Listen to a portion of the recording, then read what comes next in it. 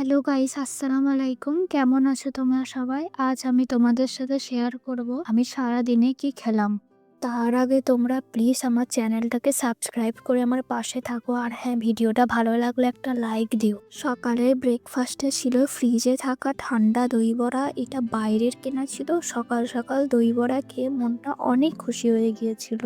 লাঞ্চে সবার প্রথমে ছিল কুমড়ো ভাজা। আমার কুমড়ো ভাজা অ্যাজ অলওয়েজ অনেক প্রিয়। আমি তো পারলে কুমড়ো ভাজা দিয়েই এক প্লেট ভাত শেষ করে দিতে পারি। বাই দ্য ওয়ে, আমার মতো আর কারা আছো যারা কুমড়ো ভাজা খেতে অনেক ভালোবাসো, আমায় কমেন্ট করে জানিও।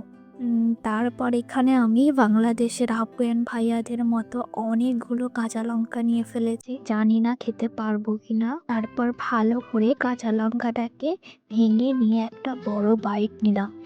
অনেক মজা।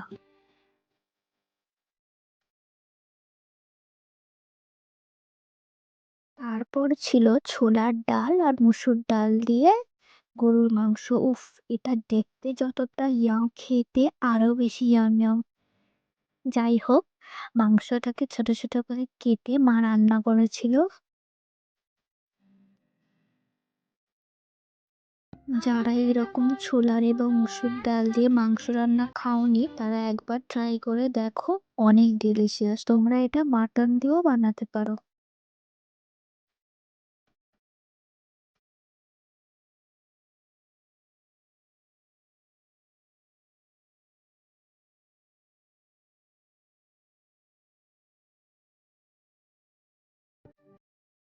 আমাদের ইচ্ছে ছিল হারিয়ে যাব।